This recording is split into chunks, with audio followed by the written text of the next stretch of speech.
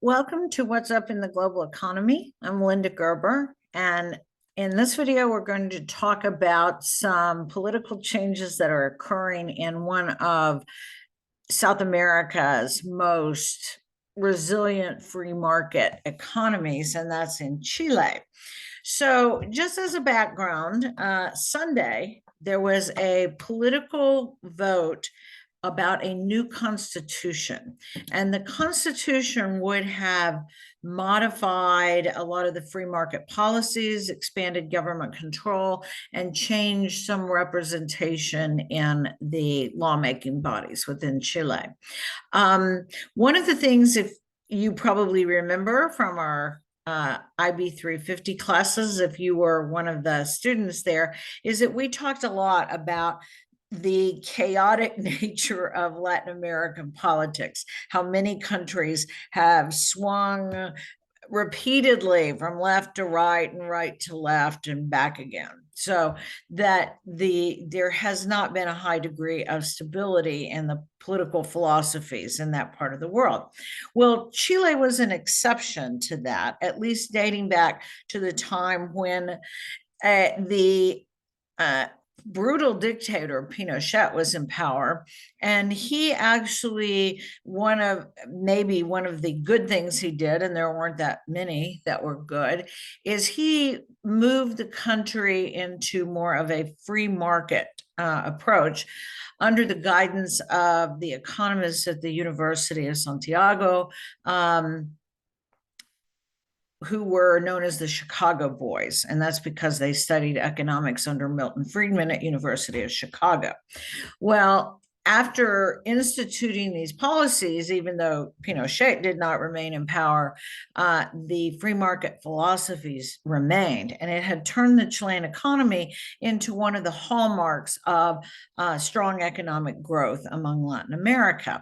And that had persisted across for many years, in spite of the different political shifts that were occurring in the other part of the continent. And as you may recall, Chile became what I used to call the poster child for the Washington Consensus, which was this gathering that advocated free market philosophies and democracy as the route to economic growth.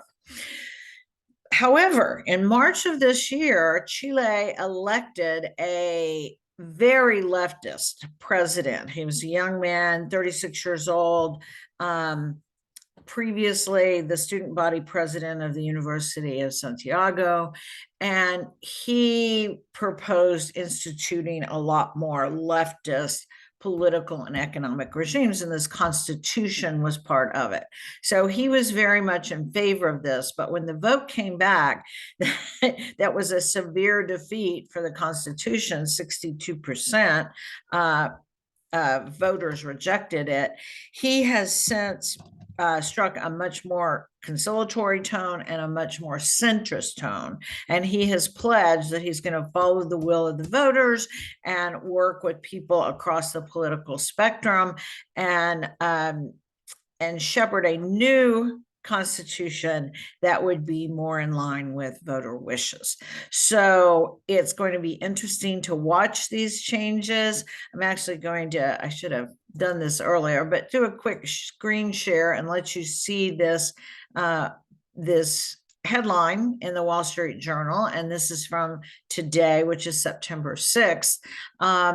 And you can certainly, it is fun to note how similar the Chilean flag is to the Texas flag, but there's a couple of differences in terms of the size of the blue area and where the configuration of red and white is. But anyway, it's easy to think positively about Chile, right? When they have such a great flag, so much more like ours.